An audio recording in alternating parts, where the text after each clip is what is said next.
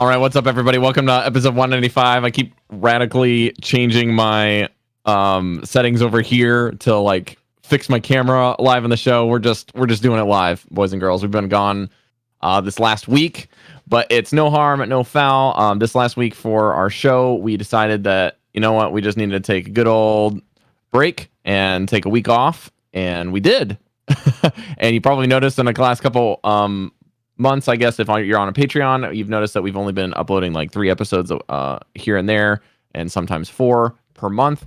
And that is on purpose. We're trying to not spread ourselves too thin with some of our new work responsibilities for me, changing some schools around. We had the pandemic kind of hit, so things have been kind of in flux for us. Andres is also doing some things on his end. But yeah, let's just give you a little bit of update. But this week, we're going to be talking all about burnout, and we're going to revisit the topic, kind of more updated version for where we're at right now and how we're combating it. My name's Rob, and joining me as always is Andres Gomez. What's up, dude? What's up? Man, it didn't hit me until the song started playing and I saw the red light recording how much I missed this, even though it's only been a week that we didn't do it. It feels like an eternity. Yeah. And like you said, Rob, we had talked about Burnout a long time ago when the first game came out, but I think it was a different kind of Burnout back then, right? That kind of Burnout was, hey, this is a new game that we are thrilled to play, and we have been playing it nonstop every day for hours on end. And we should probably also take care of some other responsibilities in our life, kind of thing. So that back then it was that kind of Burnout, right? Like we're just like nonstop putting time into Overwatch. I think today we're all feeling a different kind of burnout, right? It's not that same kind. It's a combination of so many different factors, right? Everything that is going on in the world, the whole COVID this one has stuff. A lot more external factors, I feel like, than the last time we talked about. Yeah, I think there's a lot of forces right now that are affecting everyone, right? I think that if you're here in the U.S., you've also been part of, all the political stuff that has been going around, all this like social upheaval that's been happening, which is needed, and we completely support it here. But at the same time, it does take a toll on your mental health, right? When you're constantly reading news about all this stuff happening and all of it is fairly negative. There's so much uncertainty right now with the world, right? I think that everyone is going through a phase where they've either been affected or they know close people that have been affected, and it's just we don't know what's gonna happen in the future, right? So I think that takes a toll on a lot of people. And today we wanted to maybe take a step back, talk about the game in relation to everything that is happening and how Rob and I have been sort of dealing and coping with it, and some of the things that have been helping us kind of keep our head straight and hopefully come out on the other side even stronger and keep things going. Yeah, and just to kind of give you guys a little bit of a peek behind the curtain as far as how we plan for some of these things. I know Anders and I had been talking for probably, I'd say maybe like right before or right after the whole COVID thing started to becoming a serious thing, like in main news. We had started talking about some stuff for the show, like what are we doing for planning for when Overwatch 2 comes out? Like how are we going to start gearing up, and how are we going to start dealing with, potentially lulls, or what do we think Blizzard's going to do, like prediction wise, for us to kind of help plan with the show? Because Blizzard's got to keep stuff under wraps. We understand that. They're not going to tell us just because we happen to be liking the game and talking about it in a podcast format. But like in that setup, we're just kind of thinking, how can we continue to do what we always do, talk about Overwatch in the realm of strategy as kind of our main focus, and just overall betterment of the people that are listening, because that's kind of how we like to enjoy games. We just get better at them. And slowly or learning about them at least is kind of our main thing. And moving into Overwatch 2, we wanted to make sure that we could keep that motif, but also talk about some of the new stuff that's in the game. And so we started really hitting news a bit harder, kind of more over the last couple months. You probably noticed that that's one of our main focuses on some of the shows. And like for me personally, I I really want to learn more about the strategy and stuff too, but the game has been so much in flux with, what's been going on in the pro scene, what's been going on with us. We got this whole experimental card coming up, which has been great, and I'm not saying it hasn't. But I know that there's just been a bombardment of lots of stuff to talk about, and there's not. Usually, we like to wait until things settle a bit for a week or two before we pick up and start getting guests on to really start talking about things. But some of the stuff that we could talk about would just be gone and up and changed in a couple weeks. I mean, there's stuff that has happened over the last couple weeks that I've just looked at pro games and I've looked at streamer games, and I'm like, there is not really much of a meta at all right now. There's so much things in changing and in flux. Even in the pro circuit, people are just changing so much stuff, and in the news circuit, we're in this weird balance where it's like too much or it's not enough, and or and not in a realm of it's not enough. It's either not enough news or it's not enough changes to really necessitate change in the game, because our perception hasn't changed or the overall balance changes haven't happened. But I mean, even this week we just got the experimental card went through minus the Moira changes, so all that stuff's live. We just shipped up the new Alien Zarya for the MVP Overwatch League 2019 has been released until June 30th. You can go buy that. There's the new Open Queue, which is the retro version of Overwatch where there's no roles. You can just play whatever. That competitive season is up for 2 weeks in the arcade again. And then they launched the Numbani book called The Hero of Numbani. You can go pick that up for on Scholastic's website, or you can find the link on their Twitter that's pinned. I am excited about that book. I do want to pick that up and give it a good read. Yeah.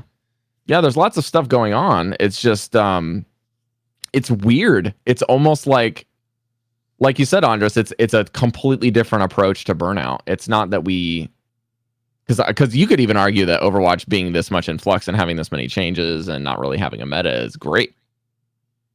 Like, you could have a ton of fun with the game right now and really learning the game. But I think you had mentioned this a long time ago when you were talking about your push for Masters. You're like, if there's not an established kind of metagame, relatively speaking, or a relative like counter triangle, I guess rock, paper, scissors is probably a good way of putting it. We did talk a lot about that in like Hearthstone terms, right? Like deck counters and stuff like that.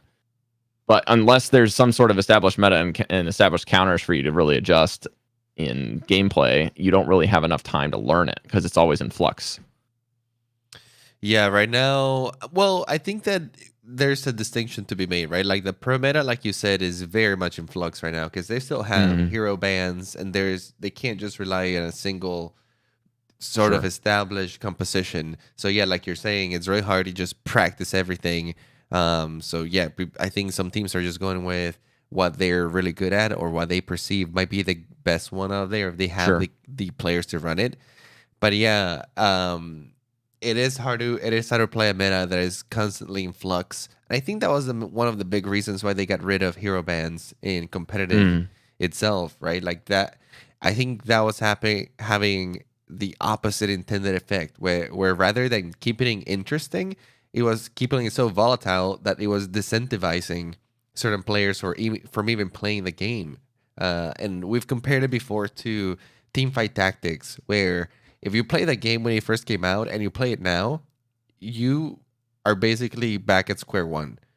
If you took like a break from it, like, yeah, you might still know the basics of the game and how to interact with it, but you don't know what any of the characters do. You don't know what any of the abilities and synergies, what's good, what's bad. So unless you're constantly playing it and kind of like keeping up with the changes that are happening, it's really hard as a player to kind of like keep up with it. And maybe it's a different kind of way of playing it where you're not supposed to know all the information. You kind of just have to kind of wing it, and it incentivizes a different types of skill set, right? Rather than like previous preparation, and some of that's still required, but more of being able to kind of like discern the game on the go and rely more on instincts and kind of like what do you believe might be good at that time. What do you think?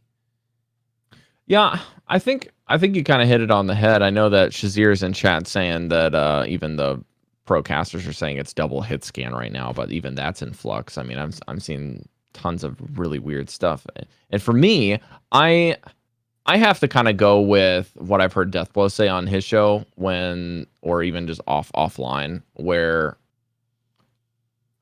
like to me right now, I think the biggest reason that I'm kind of burned out on playing the game in practical terms, like excluding all external factors, right? Would be that the game doesn't feel great to play by myself anymore. Mm-hmm. And I'm not saying that it didn't before, because I definitely say that there would be times and efforts that I put forth in playing the game where that was the case as well. But right now, in the stage of my life, I definitely feel like I don't want to play the game by myself either to like learn. I feel like I'm not learning if I'm playing the game by myself. You know what I mean? Yeah.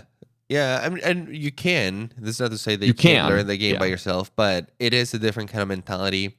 And relate a little bit with that because to me, the reason I haven't been putting as much time into Overwatch lately is I think because that initial flame that I had to like really learn and perfect my gameplay lately has been sort of put on the back burner a little bit, right? Because that does require you to put it to prioritize it if you know what I'm saying. Like you need to put dedicate time to it. You need to actively be engaging with the game, the changes, and sort of embracing them, taking time off to sometimes not even just play the game, but practice, right? Go into certain custom modes, make sure that your mechanics are sharp, make sure that you're reacting accordingly.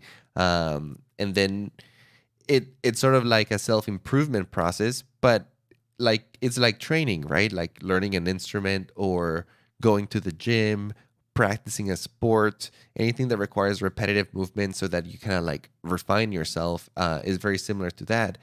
But when you have so much stuff sometimes going on with your life, and one of the things that's happened to me is I've been working from home.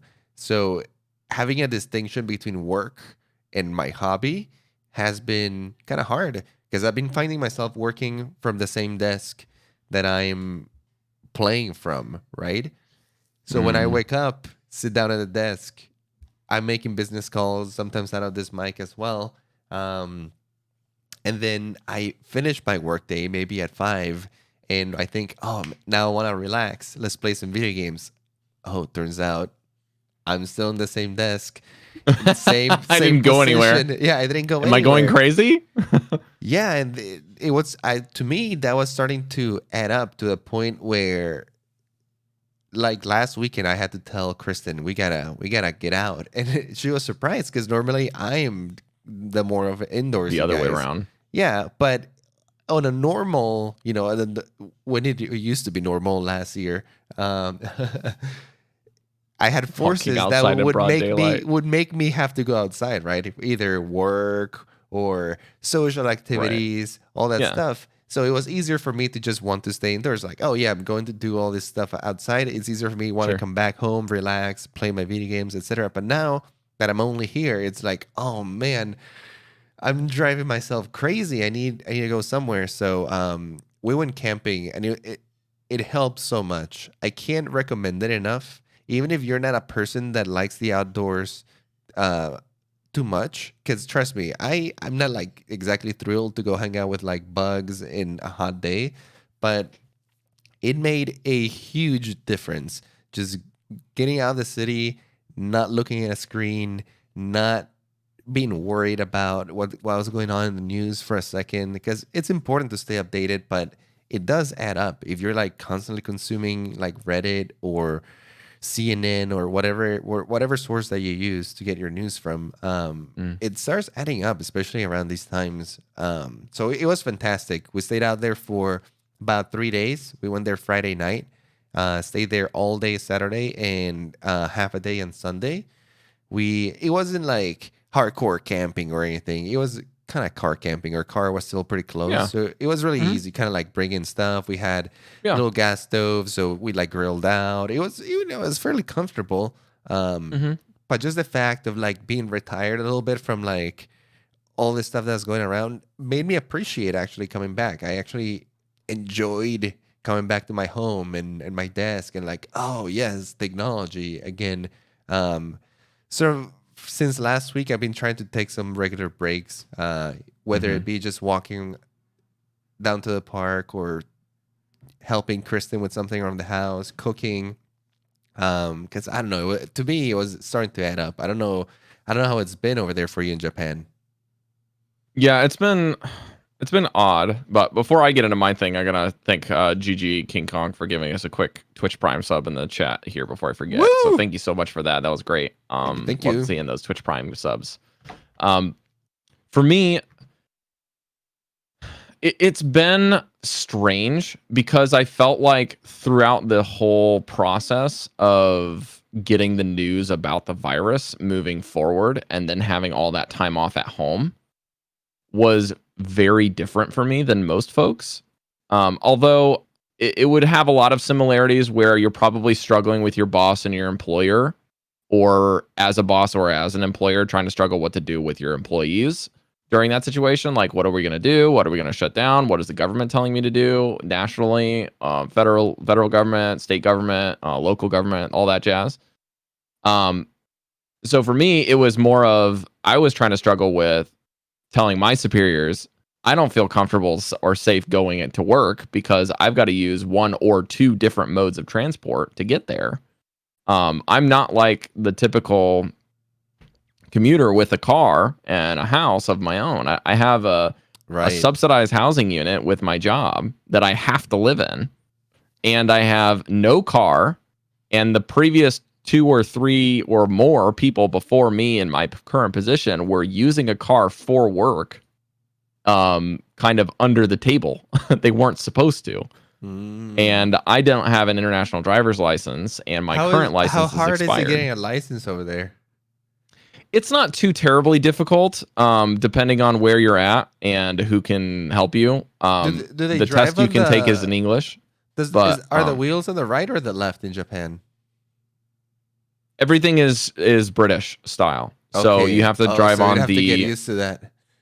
It's honestly like I didn't believe people when they said it, but now that I've been living here and I've done lots and lots of cycling and lots and lots of walking, it's innate. Like everything on the left is normal now. Turning left on turn signals, like yeah, it's nothing. And I was used to it probably within the first couple months. So it doesn't take that long to really realize it, especially when you've got an entire system built around it. Like systemic stuff is way easier to get used to.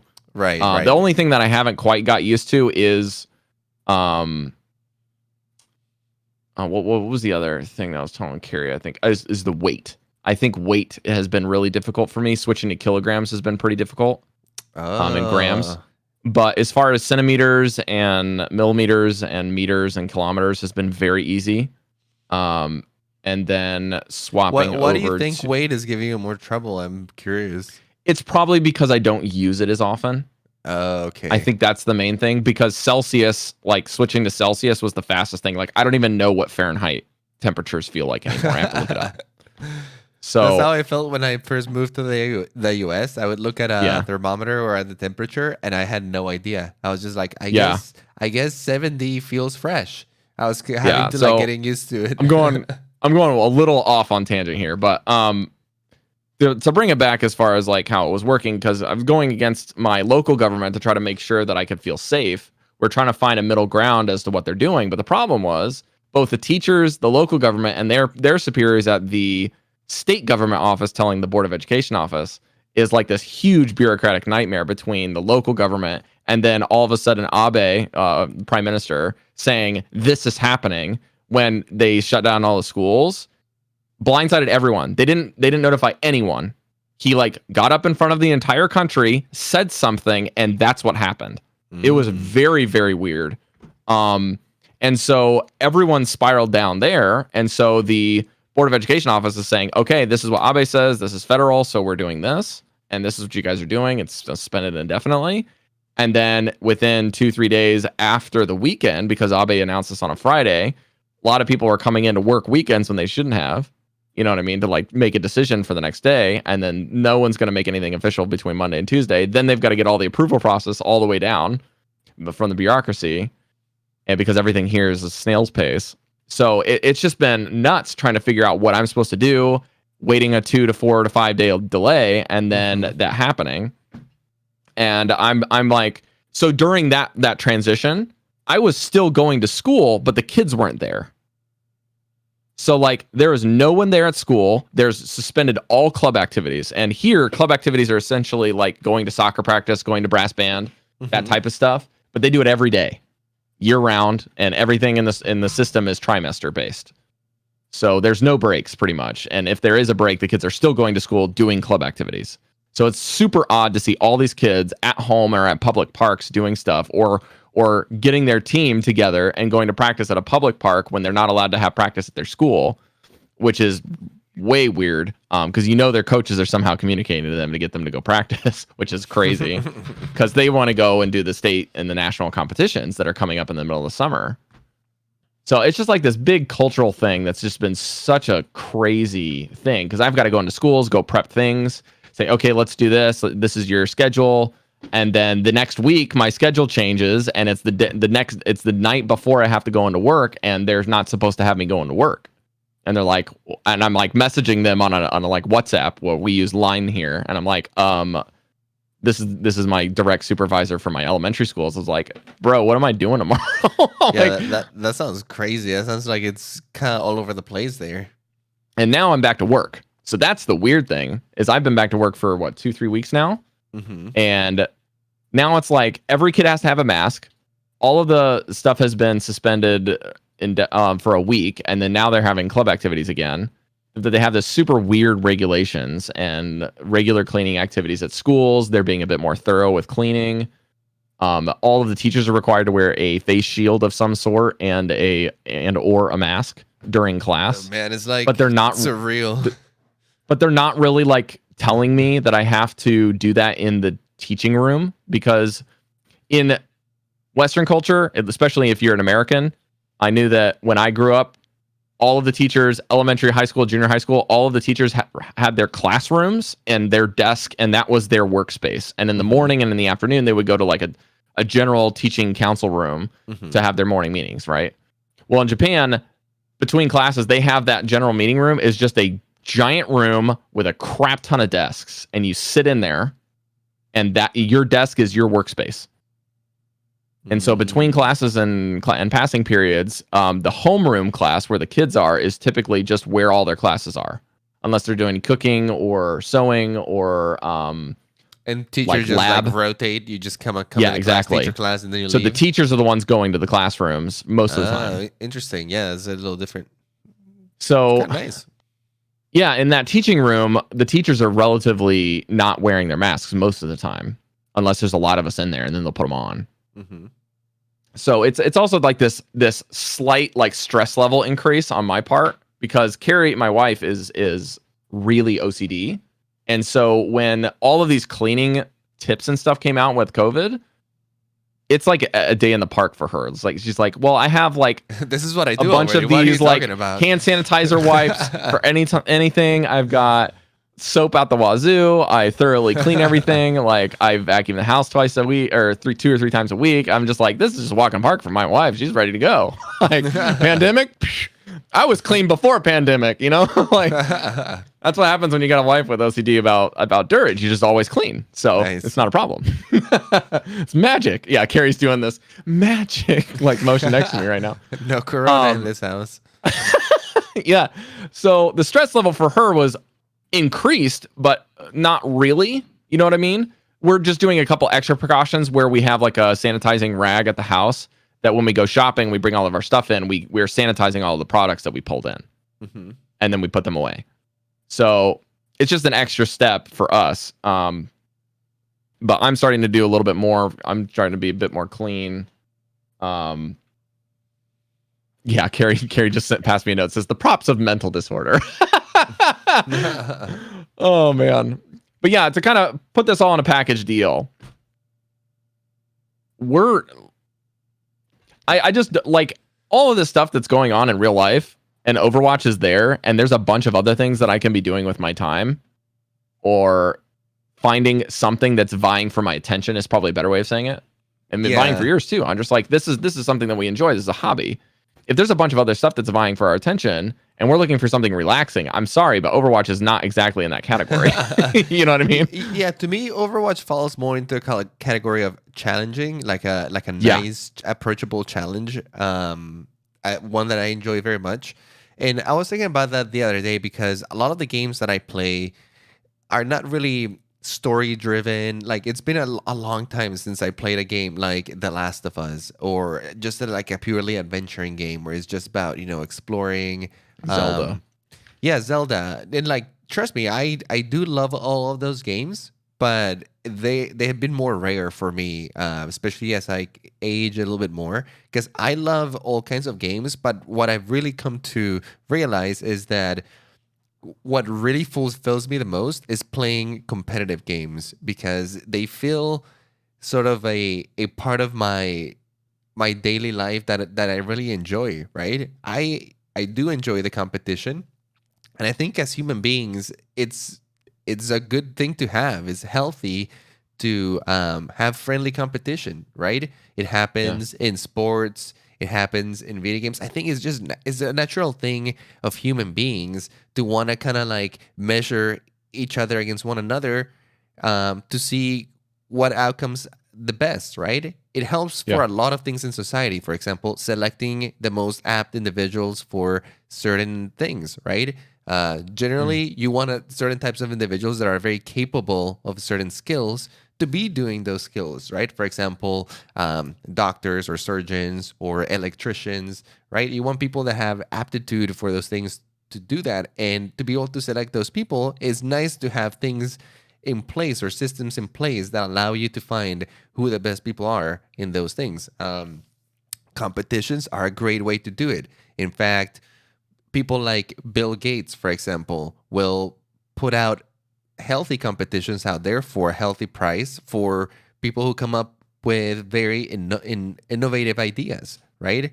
The last one that he did, I think, was to create a sewage disposal system for people in Africa that it could dispose of, human waste in a very eco-friendly way without, Yeah. ruining the rivers and stuff that they have over there and their water supply. Mm. And some amazing people came up with like incredible ideas for the betterment of society, right? Yeah. You just have to put a little, Humanitarian. but to bring all those people together, sometimes it takes a little nudge, right? A little Yeah. fun competition where it's entertaining. There's an incentive to do so. And I think video games are amazing at that. And I really enjoy that for myself, right? Some people Mhm. might go out to the neighborhood park and play a basketball game or a soccer game, whatever that may be.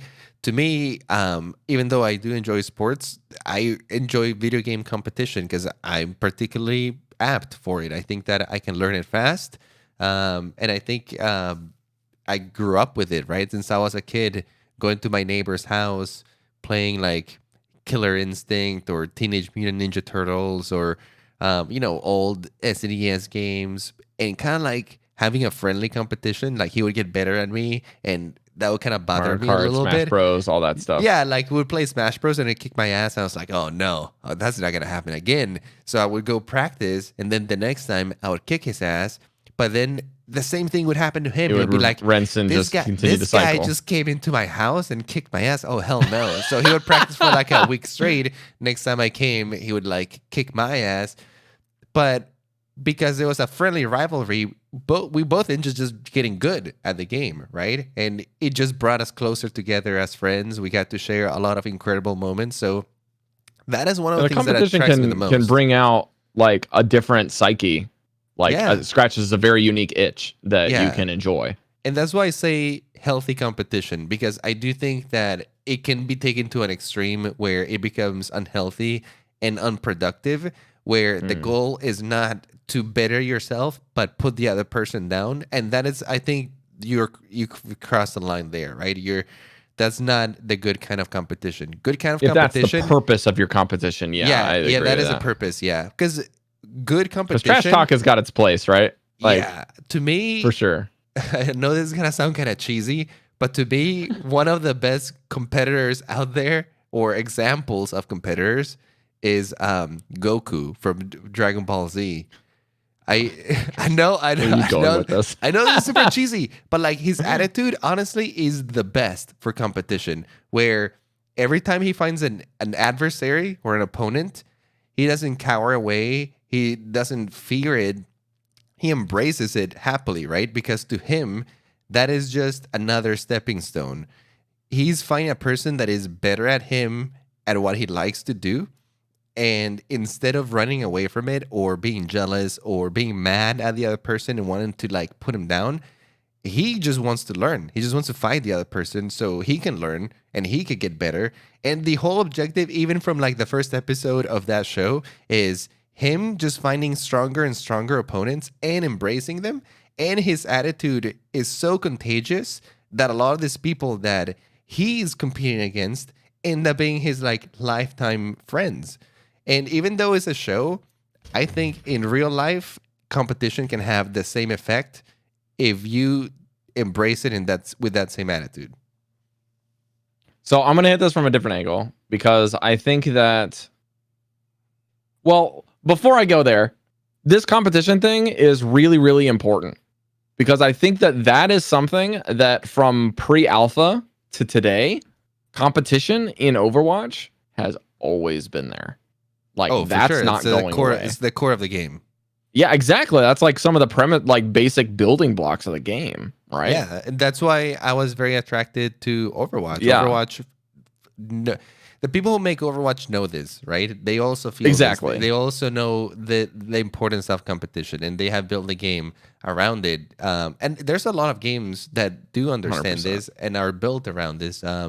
These are the type of games that I'm usually attracted towards. But to kind of connect it to what we were talking about, because the style of these games is competition, improving yourself, they do require a certain approach. One that is a little bit more dedicated, one where if you want to see Consistent. gains, yeah, when you want to see gains, you have to kind of put in the time and dedication. But like you said, Rob, things are vying for our attention right now, for in everyone's life, right? Yeah, and I think important things too, nonetheless. yeah, very important things. And it's happened even with other games that I was enjoying doing the same thing. For example, before or kind of like as this whole thing was happening, Valorant came out, right? Yeah. And it was exactly the same style for me, style of game. Super competitive, tons to learn, huge depth.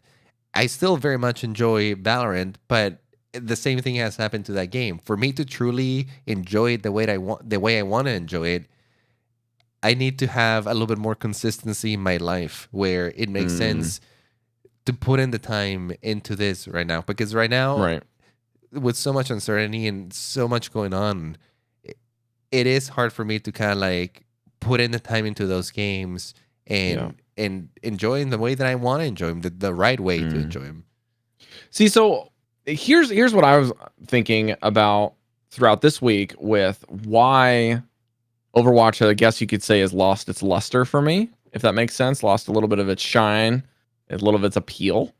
Has been that I think across the board, competitive games have kind of just been like, I have kind of reserved a hard cap in my capabilities as a player, as well as my capabilities of playing with people with high ping, like from my current position in Japan, playing on a different server, and if I have to use a VPN, making it worse. Like, I don't think that there's much more that I can do, and I know that some people would say, yeah, ping's just ping and packet loss and internet connection is just a crutch for weakness and not playing and doing that. But for me, it's been a real struggle for me to figure out how to play on it, and it's not for everyone, but it is for me. And I'm really struggled with it for a long time. I think it's a legitimate thing that can disincentivize you from playing. It's like if you're playing soccer and you show up to the field barefoot and everyone else is playing in cleats. Even though you could still play and have a good time with them, you're at an inherent disadvantage, right? Yeah, and the biggest thing has been, as of late, I don't know why, but as of the last, like, I think last 6 months, a little, maybe 8 months, when I log into games, it's completely dependent on which server I get. like if I'm getting East Coast, West Coast, US, or if I'm getting like Australian servers, whether or not that game is playable. Because some of the stuff, like if it's a big mix with West Coast, East Coast, Central Coast folks from the States and I'm queuing with friends, my ping could be anywhere between, 200 flat to 140 or 120. And that much variation game to game is not learnable, in my opinion. Like if it was static at 200, I could learn it, right? Because it's the same every time I log in. But when it's like 200, 250, 300, 140, I can go in the practice range, hop in a game, and all my shots are completely different. Or I'm even playing hit scan and I'm shooting and landing shots that are not hitting or registering. And then you've got glitches in some of the heroes that I play that no reg. Like Hanzo had a bunch of no reg problems for a little while this year, and still does. And then, so anyways, the other side of the coin here has been that not only has that kind of lost its thing, and that's been a major roadblock for me, is that I think that as a player of gaming and as in general, I've really started enjoying more of the storytelling stuff. Like I'm involved in a lot of Dungeons and Dragons stuff these days. I dungeon master a game every Friday. I have taken over for my DM on Saturdays here and there to give him a break because he's just burnt out of DMing. Mm-hmm. He's got a couple kids, and we've got a fresh parent in one of our other players. And Carrie's not really enjoying playing the game for that particular group, and it's been great for having us both co DM. I don't know if you guys know this, but we dungeon master together, and it's been fun on both of those games. And then we've had a Monday game that's been hitting a lot of the same things that Andres and I are talking about in struggles with players. We've had a player that's had to drop out. We've had our dungeon master kind of struggling with some mental stuff.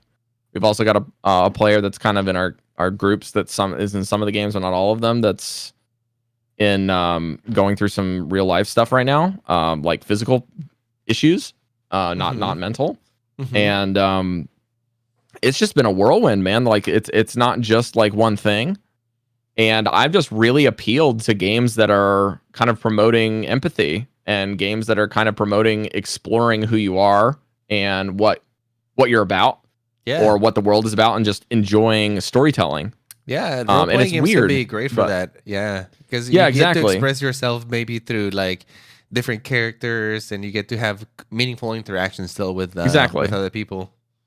Exactly, and it's also just a way to kind of cut loose. Like in a dungeon master's chair, you can be the stupid street urchin kid, and you can also be the scary villain in the same session in the same space of 2 hours. Sometimes it's therapeutic, that's really unique. To play all those roles. Yeah.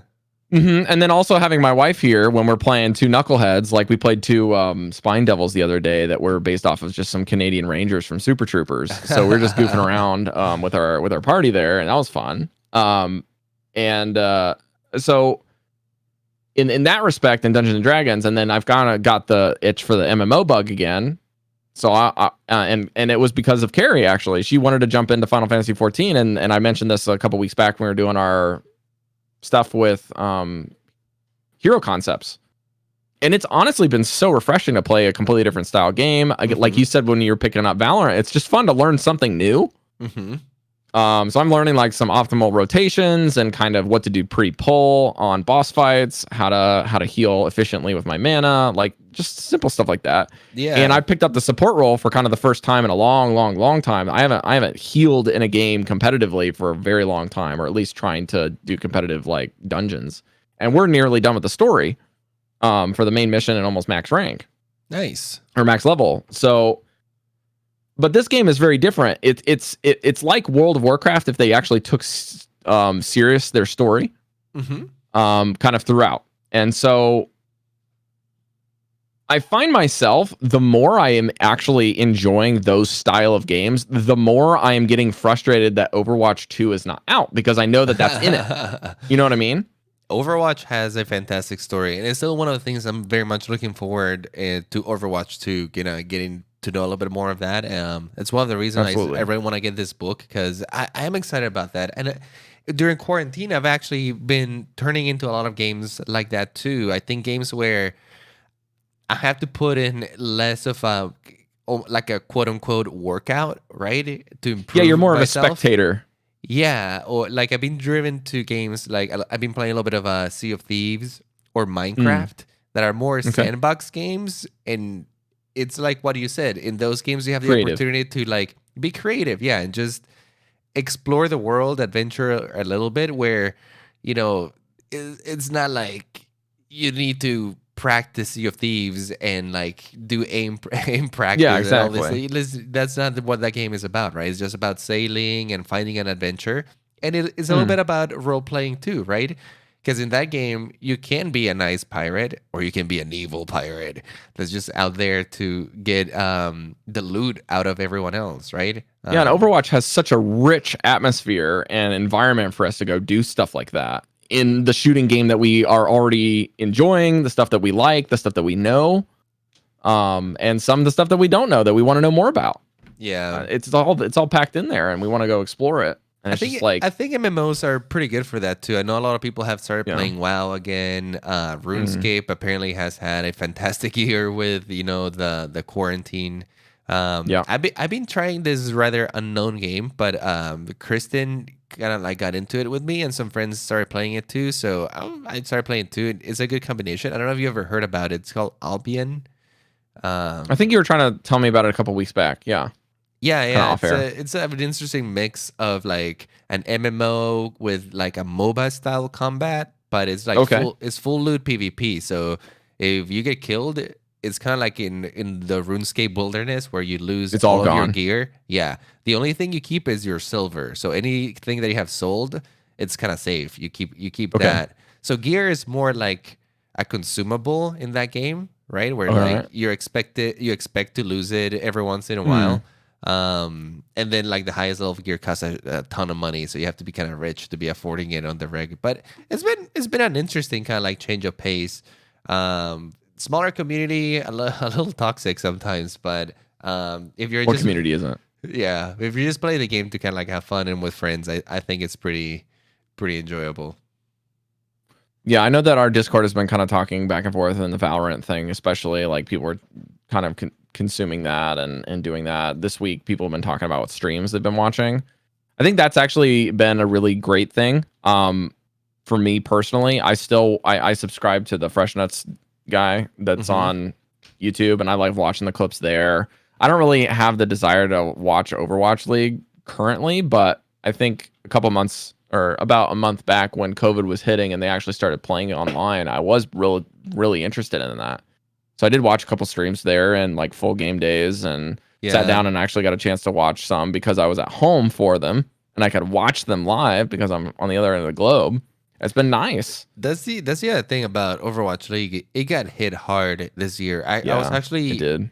very much looking forward to all the homestands that were about to happen in Atlanta, hanging out with all of the Atlanta crew people, but all that got Everything basically just got completely thrown out. removed. Yeah, thrown out the Yeah. window because all the homestands got canceled.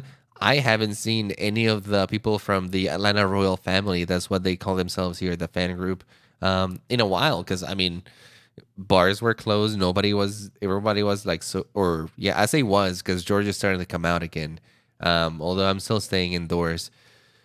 But yeah, like kind of sad because that group had such a huge momentum, right? It was a big group of friends, tons of events planned, everything like good to go, and kind of a bummer that this whole thing happened because all that is postponed Yeah. at least for now. Yeah. I mean, even speaking of Andres, I was supposed to go see you like a week and a half ago Yeah, that's right. You were supposed to be here in because my Atlanta. brother was going to get married and I was going to go out to Michigan, see my in laws for a couple of days, then fly down to Georgia and go hang out with my brother, run a bachelor party for him, be his best man in his wedding, and to see my brother get married.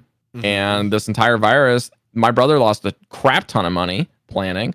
They had to cut over half of the people they invited to their wedding, more It's than that. crazy. Yeah. And then run it out of his fiance's like property. They Hmm. like moved everything out there for the ceremony.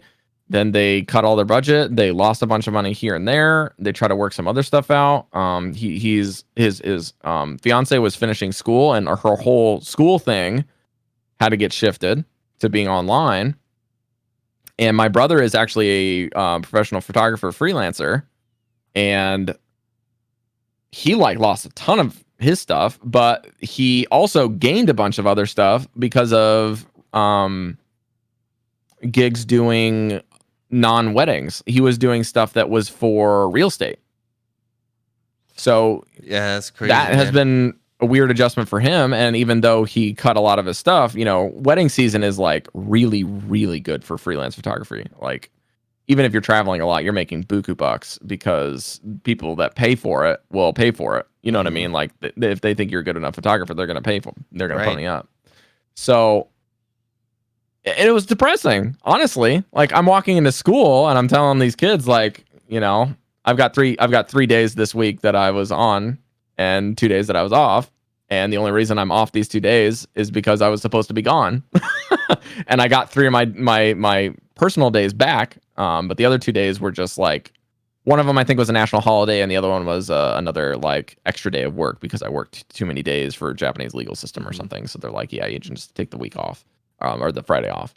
So it's just been super frustrating to like. You know what? Let me just add one other thing here. It's kind of off in a left field, but one thing that's been really frustrating has been this very odd dichotomy of wanting to play and wanting to enjoy Overwatch and loading into the game and just being like, bleh, like not enjoying myself.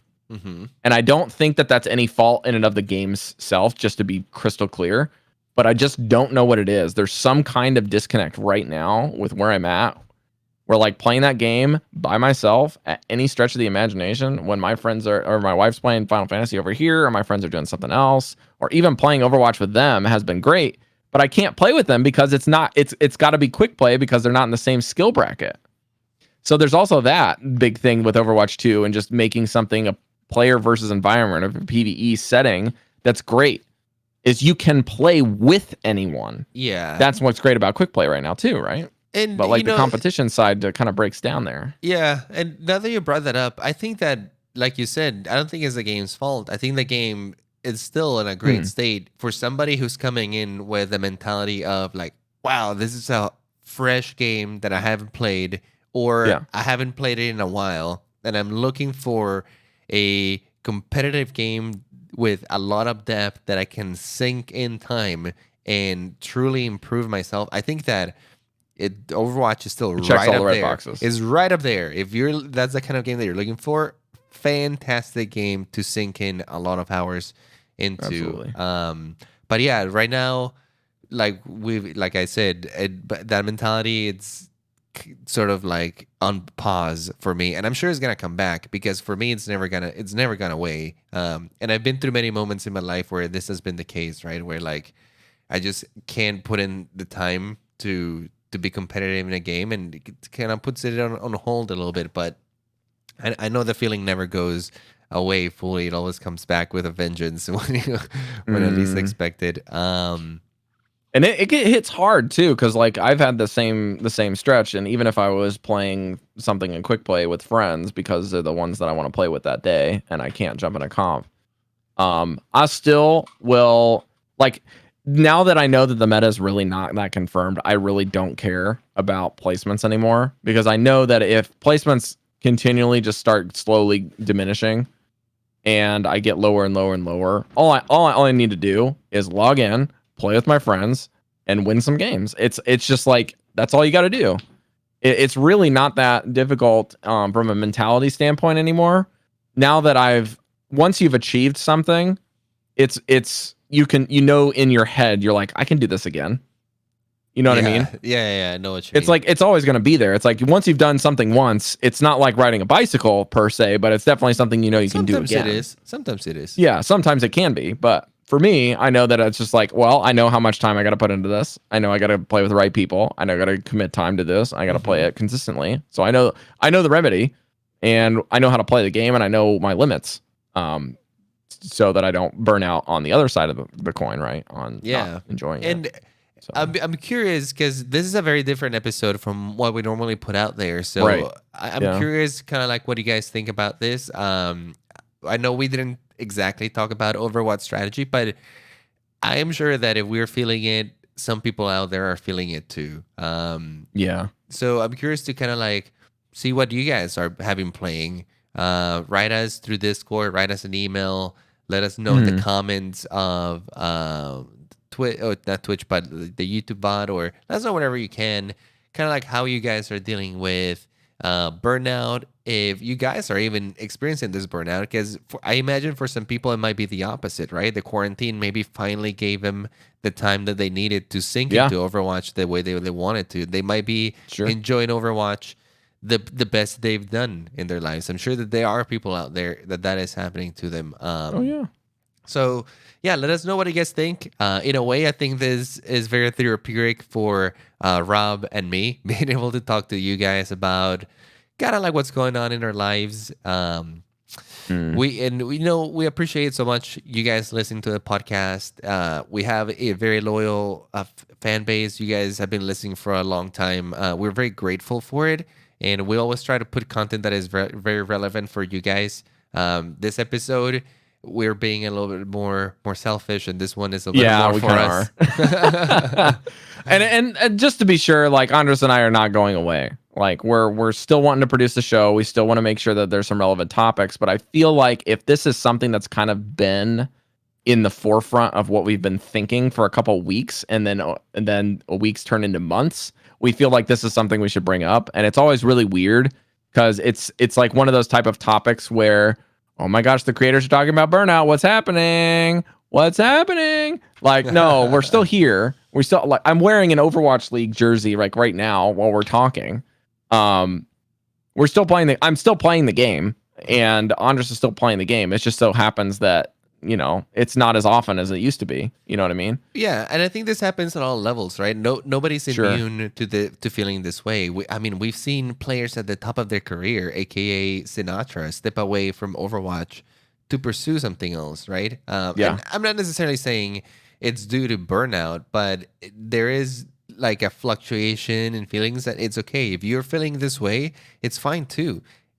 It's fine to play other games. I know some people have like a preconception. It's like, oh no, I can't play something else because I'm kind of cheating on Overwatch. Or if I don't play Overwatch, then I'm going to lose my edge, or I'm going to get rusty. And all I'm saying is it's fine. It's okay to step away from the game for a week, a few weeks, even a month if you need to, however much time you need to step away from the game, because the game is going to be there when you come back, right? Yeah, you don't need somebody's permission to tell you that you don't have to play something. You know what I mean? Yeah. And if you do, we're telling you, you have our permission.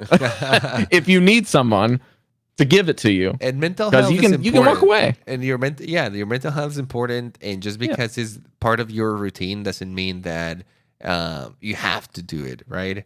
Which sure, it happens to me sometimes, right? I get so caught up in my routine, and sometimes doing things like the podcast, it does seem like I have some responsibility to be playing the game, so I can be putting out the best content that I can out there. I just don't want to be putting out some, BS and not talking about the things I truly want to talk about. So, you can get caught up in those things too and start thinking, oh no, I gotta do this, I gotta do that. But in reality, life moves on, and it's better to have a good perspective and a good grasp than torturing yourself. Yeah, absolutely. So that being said, if you are out there and you're listening to this and you resonate with any of these things, or even especially if you don't, and you're like, I'm still playing Overwatch, I'm really enjoying it, please let us know. We're curious about you guys and what you're doing. And if we are not responding in the Discord, it's generally because we're lurking and reading. I know that I am, just from the sheer amount of being like above the moderating team. I have to try to do some moderating and some adminning as I can as well. So I do read things and I do lurk just as much as they do. And then game night is coming up. So we got that game night coming up this weekend. Andres and I have been there every time we've been running a game night. Like it's been great. They're a completely different animal. Yeah, the game nights are incredibly fun. Super great. Enjoy hanging out with all of you guys, and it's definitely worth it every time coming.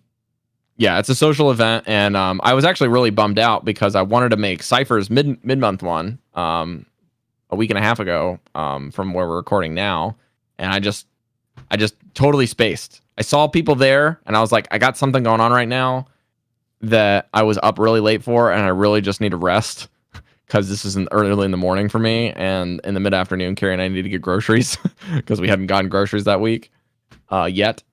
And it was just like I was bummed out because I couldn't go to the mid-month ones, and I was really pumped because if I've got time to do it and Cypher's running them, I want to go do them because it's a smaller group, it's a little bit more intimate sometimes to hang out with people that are really into that, more regular server folks. But yeah, game nights highly recommend.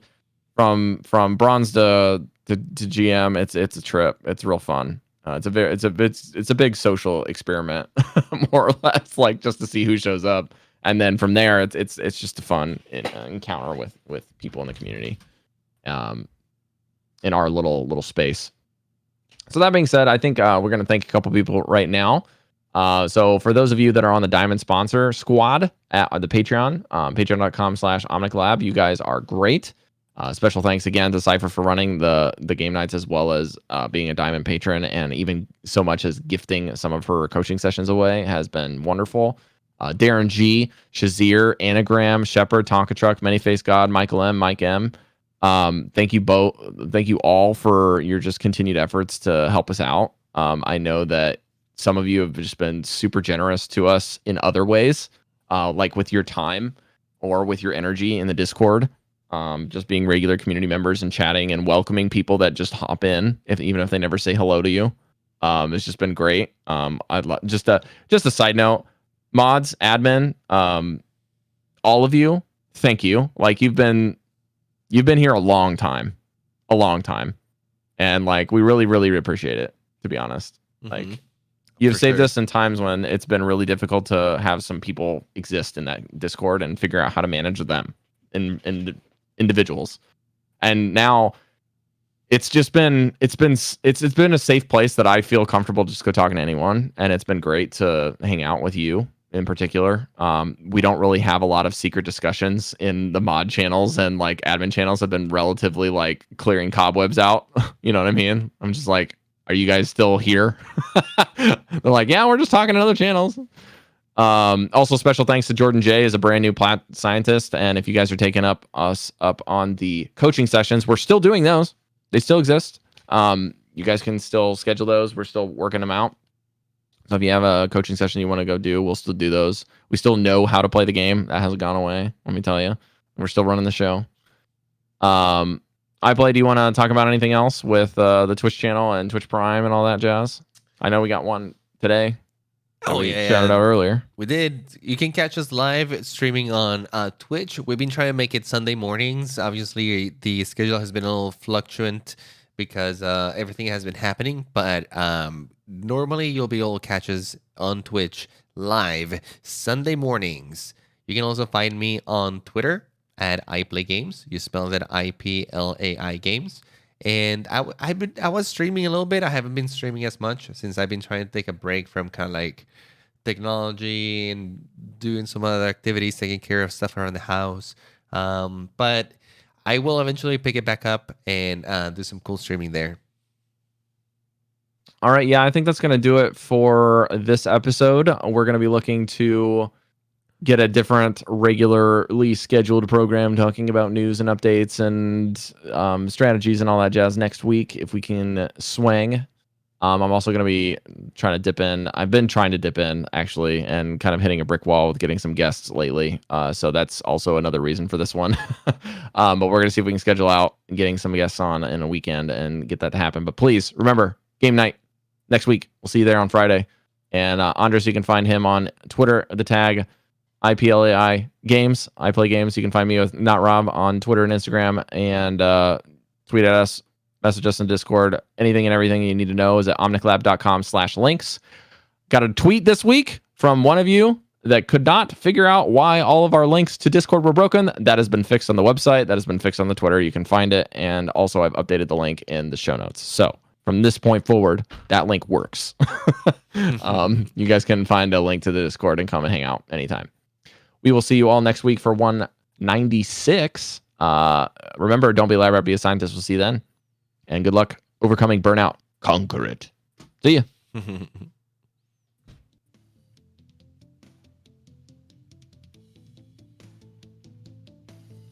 Thanks to those in chat.